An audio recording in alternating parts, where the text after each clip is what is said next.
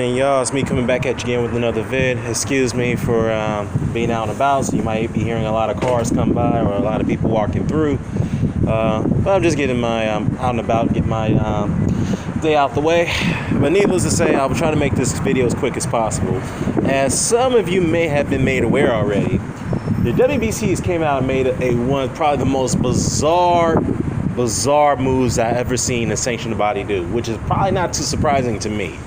Now, Dave came out and put out a statement, a resolution that Canelo Alvarez has been upgraded to becoming a supreme WBC champion, while Jermall Charlo, who is the interim champion, has now been upgraded to become the full WBC middleweight champion.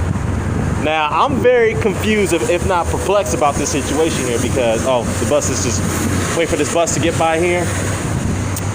Anyhow, I'm very confused by this situation here, or some of you should be, because I'm trying to figure out why would the WBC come out and make this move? Is it either two things? One, they decided to go the WBA route and make the supreme champion as the super champion, as if, or make the interim champion as the equivalent to the regular champion, as the full champion, is to collect sanctioning fees, more sanctioning fees, or they deliberately did pull this move so that way didn't have to, or they shouldn't have to mandate Canelo Alvarez, who's been their darling for such a long period of time. They don't want to have to mandate him to fight Jermall Charlo. So you take your pick in that situation. So, oh man, it's not a laughing matter, but this is a fucked up move. You know what I mean? Sometimes you have to praise the sanctioned bodies going by their own rules, but this is not one of them right here. This is very bizarre, okay? And Dillian Whyte and Eddie Hearn, they're going to definitely look at this situation closely, because if Dillian Whyte somehow, some way becomes the interim champion, if he beats Oscar Rivas, he's going to want the same privilege as well.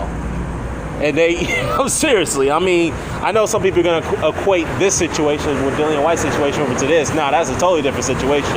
And believe me, I will address that in the next video. All right, but needless to say, though, this is a fucked up move. And Jermall Charlo, I'm going to tell you one thing about him.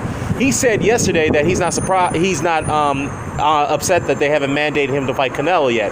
And the reason why I think he's not upset about that is because he knew they were going to pull this move. And I think they were talking, the representatives of the WBC was talking to Canelo's representatives and Charles' representatives to let them know ahead of time that they were going to announce this resolution, or this decision, as you may say. But I don't know, man. You guys got to come to your conclusions on this one, because this is a very bizarre, if not fucked up move by the WBC.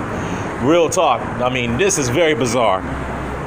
Anyhow, let me know what your thoughts about this. Do you really believe the WBC pulled this move so that way they didn't have to mandate Canelo to fight Charlo, or they deliberately pulled this move so that way they can collect more sanction fees, following the blueprint of the WBA? So let me know what your thoughts about this. I'm out.